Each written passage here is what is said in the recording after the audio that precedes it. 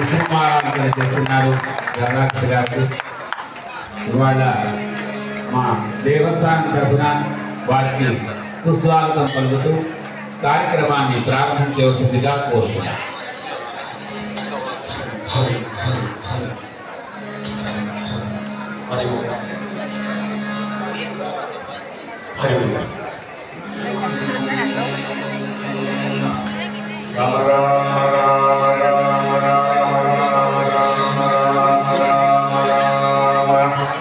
రామచంద్రమూర్తికి వినాయకమూర్తికి నమః పార్వతీపతయే హర హర మహాదేవ జగదంబ విశ్వపాలిని మాతకి శ్రీమద్రమారమణ గోవింద గోవింద.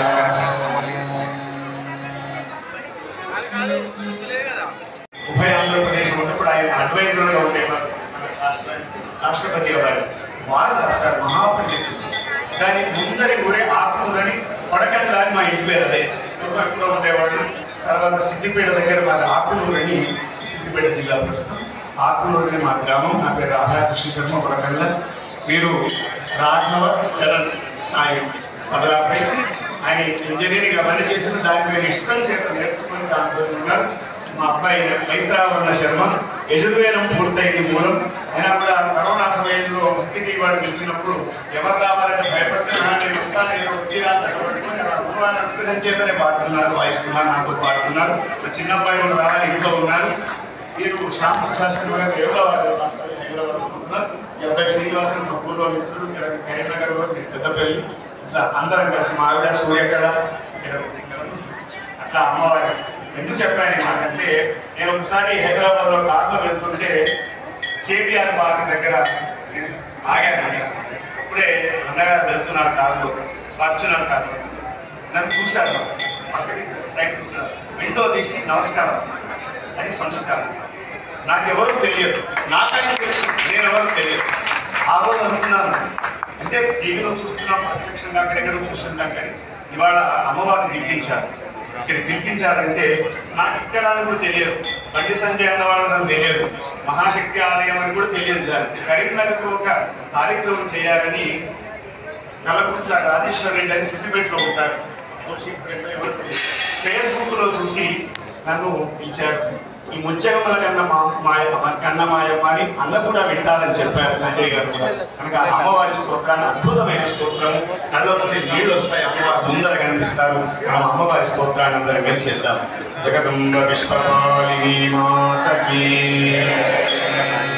ముచ్చగమ్మల కన్నమాయమ్మ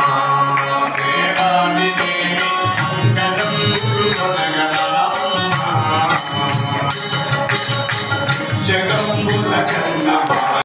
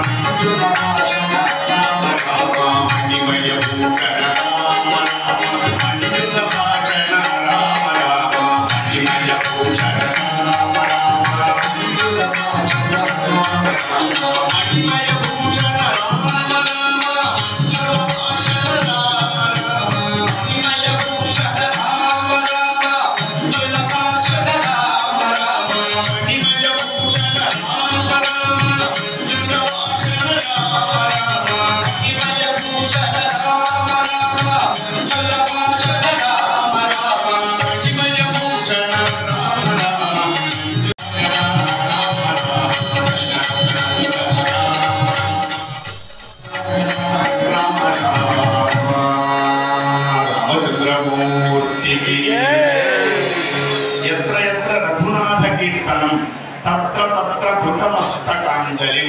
ఎక్కడైతే రామ అని అంటామనుకో ఒకరు వచ్చి కూర్చుంటారు. ఎవరైనా ఆంజనేయ స్వామి కూర్చుంటారు.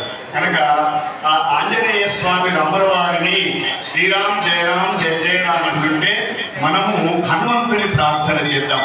వందే సంతం హనుమంతం, వందే సంతం హనుమంతం. హే హనుమాన్, నీకు ఎప్పటికీ నమస్కారం చేస్తున్నాను అంటే మన భావనలో ఆంజనేయ స్వామి రాముల వారిని ప్రార్థిస్తున్నారు, మనం హనుమంతుని ప్రార్థిస్తున్నట్టుగా ఒక్క 2 నిమిషాలు స్వామి వారిని ప్రార్థన చేయాలి. ఆంజనేయమూర్తికి వందే సంతం హనుమంతం, వందే సంతం హనుమంతం, జయ వందే సంతం హనుమంతం, వందే సంతం హనుమంతం, జయ వందే సంతం హనుమంతం, వందే సంతం హనుమంతం, జయ శ్రీరామ్ జయ రామ్ జయ జయ రామ, శ్రీరామ్ జయ రామ్ జయ జయ రామ, జయ శ్రీరామ్ జయ రామ్ జయ జయ రామ, శ్రీరామ్ జయ రామ్ జయ జయ రామ, వందే సంతం హనుమంతం, వందే సంతం హనుమంతం, జయ వందే సంతం హనుమంతం, వందే సంతం హనుమంతం. రామభక్తం బలవంతం మే, రామభక్తం బలవంతం మే, రామభక్తం బలవంతం మే, రామభక్తం